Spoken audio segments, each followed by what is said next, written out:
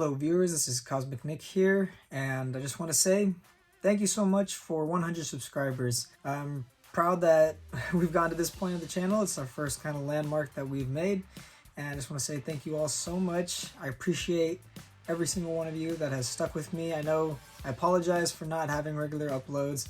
I've been busy with school, work, other stuff outside of the channel, but thank you guys all so much. I really appreciate it. Thank you to my original subscribers who are mostly just my friends and family, but to anybody else and to them, thank you all. To all the new people who have seen the kind of direction the channel has taken in the recent years, thank you as well. And yeah, so in this video, just wanted to say thank you. Obviously, I've said it like 10 times now. And I also want to talk about, maybe a couple things about my past, some of the things that led up to like the creation of the channel and kind of the direction that it's taken in the last year or two, as well as, and I'll just give you guys a little bit of information about me. And this is also a semi-face reveal, so hey, I mean, it's not really like a super official face review because my reflection has been caught in quite a few of my videos of fixing electronics with screens and stuff. So, I mean, anyways. And also, I'm going to talk about some of the future plans for the channel and, where I intend to go from here. So, I guess, anyways, I can start out by talking about, I don't know, I have written down a couple ideas here. A little sticky note that I'm going to be looking at while I do this. But, I don't know, my first kind of introduction to older tech was really just when I was a kid. I mean, I grew up with box TVs. That's how I still test some of the older consoles that I have, and I still have one hooked up in my room. Me and my brother would watch TV in our room that we shared, and at night our parents wanted us to move the box TV out. It was, I don't know, I think it's a 13-inch, something. It's a Toshiba, has a little DVD drive in it, and we would have to pick that up, move it out, and we would put the radio on the little stand that the TV was on, because we wanted us to listen to the radio while we would sleep instead of staying up watching TV. So I kind of grew up with, technology that's pretty old at this point. Also, while our brother was out of the house, we would use his N64. He had a bunch of old, really cool games. He had, Mario Kart N64. He had the Zelda Ocarina of Time, which was impossible for us to understand how to beat when we were kids, but it was always really fun to play anyways. And what else? He had Smash Bros on there, which was always fun. It was always fun to mess around with and play through the campaign and all that. I remember being super excited when we got our first flat screen, which is significantly heavier than the current TV that we have set up in our living room. But yeah, I remember we were at Costco and we had loaded it up onto, I remember my dad, me, and my brother being there. I don't remember if anybody else was there or not, but we had loaded it up onto one of those orange larger like rolling carts for you to get like really big purchases and stuff like that. But yeah, so that was a really fun and exciting day. My siblings and I, we grew up playing Super Mario Brothers. That was on the Wii. I remember we got the Wii too. It was really exciting and fun. We've had so many memories on that, playing Wii Sports and the Super Mario Brothers for the Wii, or the new Super Mario Brothers for the Wii is the proper title, I guess. I do like playing home consoles. I've never been much of a gamer, like hardcore gamer on the home consoles though. I would always mostly play either on handhelds or mobile. It's not that I didn't enjoy the home consoles I did. I think it was more convenient for like playing, DSs and other stuff. The DS was a big part of my childhood too. I was born in 2003. I'm 20 years old right now. And when I was in elementary school, a bunch of kids, whenever they would let us on certain days, like game days, we would all bring our DSs and play together and stuff like that, or just be fun to play while you were there. You had the option to do that on those days. But yeah, so I guess maybe we play on the N64. Oh yeah, the thing about the N64 that my brother had though is that it was an ice blue, fantastic N64. I think that's what it's called, the ice blue one. I didn't know that at the time. I mean, like, looking back, it's really cool. We still have it, and we gave it back to him, and he's got all his games and stuff with him now at his house that he currently lives in with his wife. But yeah, let's see. What should I talk about next? I guess I could talk about like how my passion for repair really started. I mean, I've always really liked fixing things. I've always kind of enjoyed the idea of taking something that's like damaged or messed up and making something out of it. Or even like, when I was a kid, I would build, like with Legos and stuff like that. It was really fun to just take these little these, little pieces all on the ground and turn them into something different, something, usable or enjoyable. So, I mean, I've always really liked fixing things. I never really applied it to electronics per se. The first kind of electronic that I can think of that I fixed was our trash opener, our little trash bin that we have in our house. We still use it. Or opens up motion sensor. The motion sensor didn't work for the longest time, and once it did work, it wouldn't stop opening and closing. So I have no idea what I did. I took it apart, didn't know what I was doing. I was just trying to clean the mechanisms mostly, because I thought, like, maybe there's something messed up with the sensor and it just thinks it's something always opening. I don't know, but I unplugged something. I don't know what I unplugged, but it works now. So, I mean, that was kind of fun. That was one of my first experiences fixing electronics. But I guess before that, I should kind of talk about maybe the origins of the channel. So back when I was in middle school, my friend and I, we wanted to start this YouTube channel as a way to make some money before we got out of high school. I think, we were in middle school when we started it. So we wanted to make some money. It was going to be a 30-70 split, 70 for me, 30 for them, if I remember properly. He was going to be the manager of the channel. He's going to look over my videos, give me ideas about what I could do to make them better, give me content ideas. And he still does that, actually, whenever we speak on the phone. He lives out of town now, but he gives me video ideas that he thinks would help the channel grow a little bit and different things that we can do. And originally it was supposed to start as a gaming channel where I would show videos of like games and how to do certain things in video games, and also the gaming with my friends if we ever figured out how to set that up where we could record ourselves playing. But it just kind of got away from us. We never actually got to a point where we could monetize the channel, and we're still not at a point where we can monetize the channel. And there's different requirements that YouTube has for that. I'm hoping to get there at some point, but I'll get into that a little bit later. So yeah, we never got into monetizing the channel, and we got busier in high school and it just became less of a priority. The videos became a lot less frequent. Originally I posted some gameplay videos on Injustice 2 on my phone, as well as some how-to videos for Crossy Road, Disney Crossy Roads when I played that. Yeah, I think that was mainly my videos for the time being. Also, my most popular video up until some of my more recent stuff, and I think it still has the most views, probably just because it's been up there for a while, was how to get like the 5 shining stars on New Super Mario Bros. 2 for the 3DS. I can't remember, but how to get like 5 shining file stars for when you start up the game. She made a video how to do that. I think that one still has like the most views on a video that's not a short. Anyways, yeah, so the channel, it just kind of, died down a little bit. I never had time to really make videos. I never had time to do anything. I said it wasn't as much of a priority, I should say, because I probably did have some time, but I also just didn't know what to do for content anymore either. I didn't know if I should just keep doing how-to videos for games and stuff, because I don't really have that many access to many games. I just never went out to really buy them or play them. And I also wouldn't know how to record them because I didn't want to just keep recording videos with my phone onto screens like I did for that 3DS video. It's just kind of weird. I still don't have a way to record, games set up on like a console, like how to like use a screen capture card. I'm still working on getting a capture card. I have one in process, and I hopefully will be able to do that so that when I test out some more consoles in the future, it'll be, a lot nicer looking instead of just like me pointing the camera at the monitor that I'm testing it on. But anyways, I guess the channel just kind of died out, and then to our junior year, COVID happened, and I spent, the last half of my junior year online and at home, and then senior year, I spent the whole senior year at home. I could have had the option to go into class, but I just didn't think it was worth risking it at the time.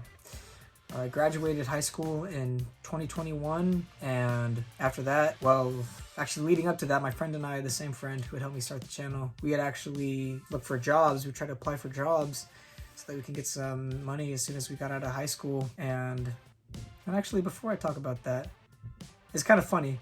Even though our channel died out, I don't know if it was us who gave him the idea, but we have another friend, and I don't want to give away their names or anything, but his YouTube channel is called Carbon, Karbin. You guys can check it out if you want. He doesn't really have time to upload videos as much anymore. I'm not sure how often he does anymore, or if he still does, but he started up a YouTube channel as well. His actually got monetized, and his channel actually got big enough. It got pretty big. I think he has, I don't want to lowball it and say 30,000 subscribers, but he's got a decent amount of subscribers, a lot more than me.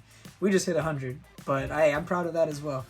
But yeah, his channel got big, and he was making a little bit of money from there at the time while we were still in high school, which is really cool. And but yeah, so there's a little side note about YouTube and my friend's YouTube channel. But yeah, so some of the origins of the channel are actually that the name, I still have the note tab on my phone here from when I was trying to figure out what we should call our YouTube channel name. We went through different titles like Ballistic Nick. I should have written these down, but I'll put them up on the screen of the different channel names that we were thinking of. We just didn't think either of them or any of them sounded super good. We tried to think of something, but we just couldn't get something that clicked. And then one day, when I was talking to my brother about this when we were walking home from school, he was like, "Oh yeah, what's your channel name gonna be again?" He's like, "Is it Cosmic Nick or something?" And I was like, "Oh," I was like, "That actually sounds like a really cool name." So I talked with my friend about it, and we agreed that sounds like a pretty good name for the channel. And so that's where the name Cosmic Nick came from. I kind of wanted to implement my name, which, I mean, at this point is obviously Nick. I wanted to implement my name into the channel somehow, just like, or to the channel title somehow, kind of like other YouTubers at the time that I had followed were. I mean, I still follow them, like, you know, Markiplier, or, I mean, MatPat on the Game Theory channels. He goes by MatPat, so he just has like, you know, a little name where it implements his actual name into it. But yeah, so that's how the name of the channel started, and how I recorded the videos for like the Crossy Road and Injustice and all that other stuff. It was this janky, sketchy screen recorder app that I downloaded from the internet onto my phone, not even from the App Store, because this is at the time, an iPhone 6 at the time. And this was before Apple had allowed you to screen record things on your phone. And, you know, eventually they changed that. You could screen record, but if you screen record while you were, I think, in Safari or something like that, there'd be no audio, or there might not have been audio anyways. So yeah, this was at the time before you could screen record on your phone, and I had to download this really sketchy app. I think it was called Screen. I don't want to say it's called Screen Share. I think it had screen in the title. Yeah, it was just a sketchy app that I downloaded from the internet, and like every few months it would get deleted, or like it wouldn't work, so you'd have to go back online and download like the most recent version so that you could keep recording if you wanted to. And you could only record up to, I think it was only like minute long clips at a time. So I think a lot of my videos I had to like record multiple segments of, or something like that. Or it might have been 5 minutes. I think it was 5 minutes that I could record. So that's how that started. And I would edit the videos with iMovie on my phone as well. Most of this stuff was done on my iPhone before, and it still is. Like, I'm recording this right now on my iPhone. I have a different iPhone now, obviously. But yeah, so I edited a lot of the videos on iMovie on the phone. Then when I was a freshman, my mom had bought me a Mac, a computer to use for high school, and I still use to this day to do my homework. It's very efficient. It's, you know, at this point, if I got it as a freshman, if it was new at the time, it would have been 6 years old right now. Yeah, and it still works perfectly, fast, efficient, everything. So eventually I started editing videos on iMovie through the iMovie app on, you know, the Mac OS. And that one you have a lot more features that you can do. So that's where a lot of the different things like the little titles that come in at the bottom of the videos and like notes for the videos that I'm talking about.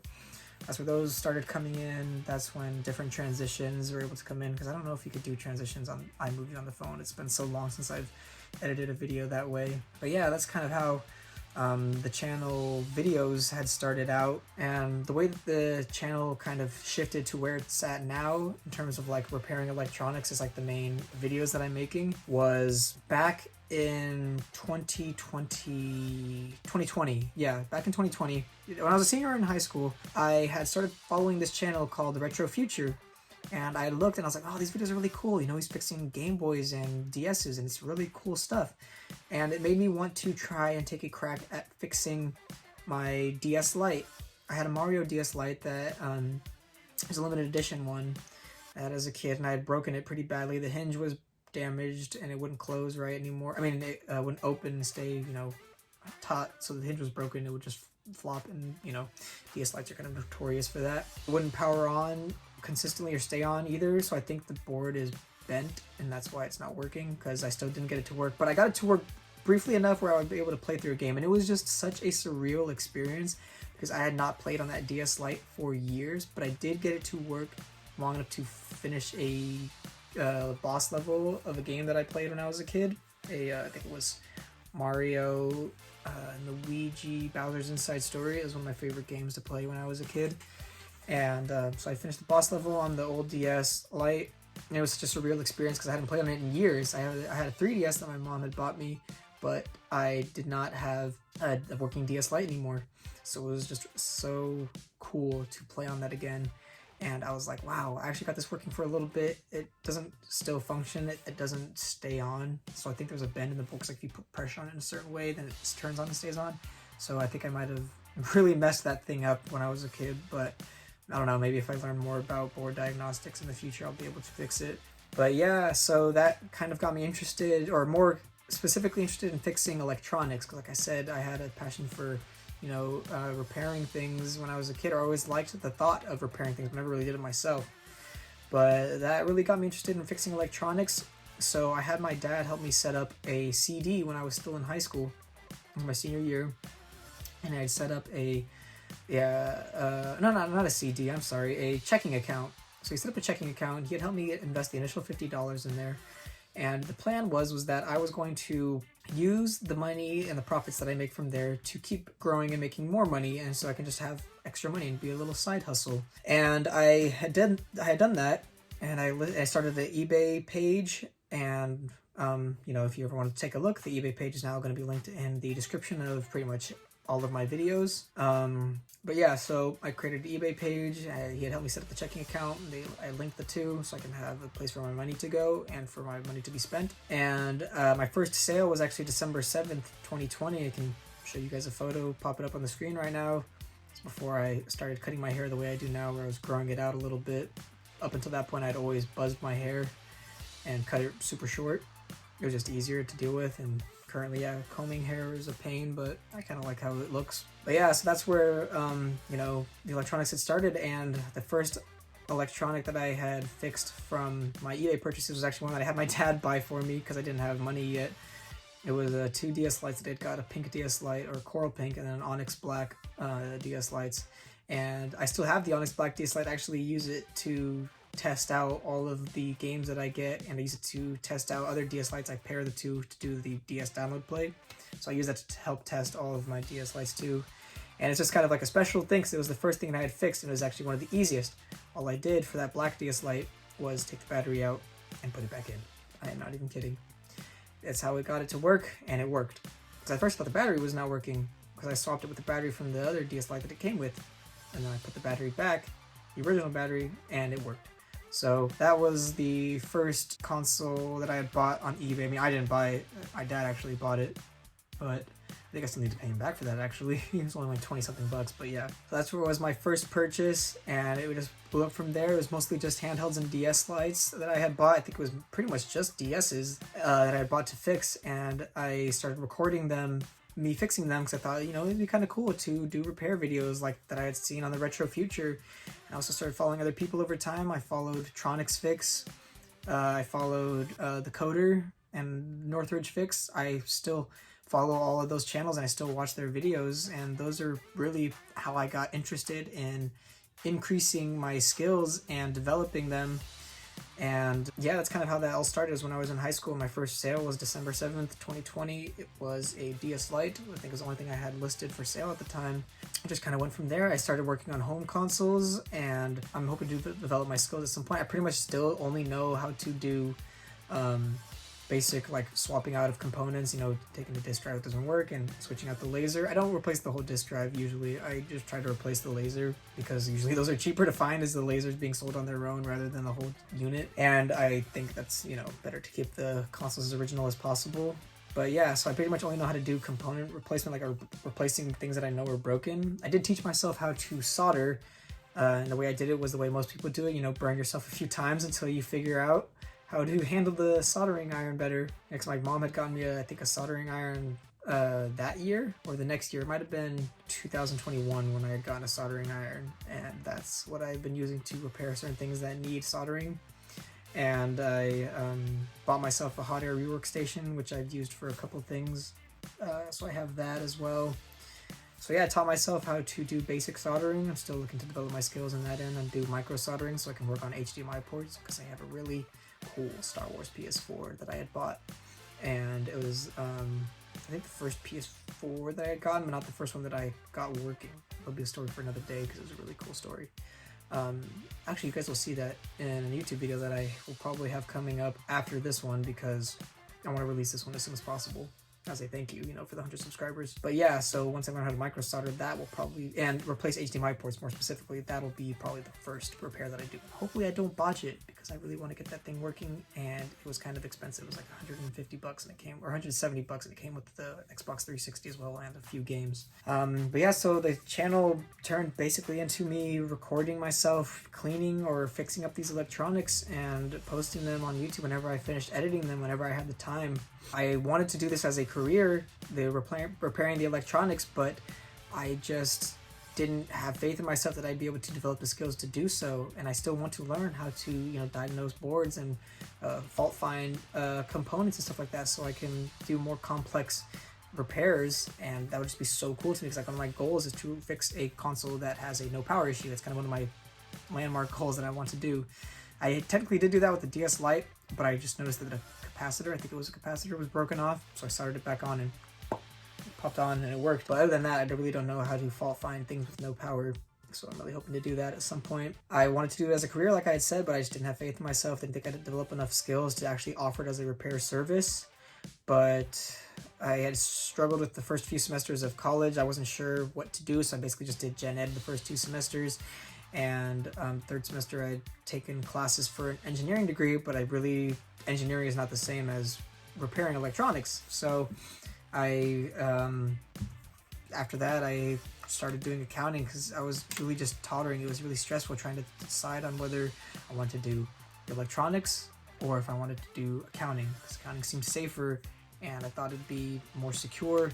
But I have the eBay page where I'm trying to make some money from, and hopefully at some point, if I do develop my skills enough, I'll be able to offer repair services, like actual repair services that people could have. Because a couple of people have messaged me in the comments about, wanting to send me their DS Lites for videos, and the only reason I haven't, and I apologize to those viewers who I have messaged about it, I just don't have a way currently to offer that service where I wouldn't be able to give out my home address, because I'm working out of my house right now. So I've been working on my house this whole time where I do all my videos, and I just don't have a way currently to offer that. I can get a PO box, so I will post a poll after this video goes up, and you guys can decide, should I open a PO box? Would you guys be interested in that? And I can, then get one for a good amount of size. I'll put the dimensions on there, so if anybody wants to send me stuff to clean up for a video and, fix up for a video, and I can send it back to you, maybe that can be a thing. That could be a thing that I can offer for the channel. So yeah, going from here, let me see kind of the things that I've written down. Different video ideas that I have are, maybe unboxing. I think I might have some videos coming out at some point of me unboxing things that I've bought from eBay. Some of the craziest fixes that I've done, I will make a video of that once I have enough consoles. And I mean crazy as like they make no sense. I still to this day have no clue what I did to get them to work, but they're working, and I still use those consoles. And I've kept all of those ones because the fact that I have no clue how they work is just kind of crazy and cool. But anyways, so I'll make a video about that at some point. But the PO box, if you guys are interested in that, I will post a poll, and you guys can let me know, or you can let me know in the comments of this video as well. And like I said, the eBay page, the only reason I mention that again is because I wrote it down on this little sticky note. It has like a side note to mention, but just so that people know that I do have an eBay page. I do. It's cosmic_tech if you ever want to buy some things that you will see in the videos. I do have some things listed on there right now that haven't been bought. The prices are a little bit high, and the market has changed for some of the items that I'm selling on there. But I don't know. You guys have seen the stuff that I fix up on YouTube. I try to do my best to make sure that it's clean and that it works, and that it's going to be working and actually be fully refurbished, not like something from DK Oldies. But I don't know. So yeah, you can check out the page if you want, or you don't have to. Obviously, it doesn't matter. Watching the YouTube videos and letting people know about the channel too will also help me get where I want to be, and that's kind of what my plans are going forward. Hopefully this channel will get big enough and I can develop my skills in terms of fixing electronics, where I can maybe do a little online repair service, and maybe I can make money from the YouTube channel as well, and we'll go from there. As of right now, today is November 12th of 2023. and I got 4 weeks left of school for this semester, and I'm planning on only taking one class, if any, next semester, so that I can sell off a bunch of the stuff that I have in my room. I might make a video about all the things that I have in there that I need to sell and work on still, so that you guys can see and kind of go through me with that journey of getting rid of all that stuff and selling it after I fix it, of course. But yeah, hopefully that'll give me a lot more time, and I want to make videos more regularly. I want to upload them at least once, I want to try to do them at least once a week, if not maybe once every other week, so that you guys can have some content to follow and, you know, hopefully stay interested in the channel.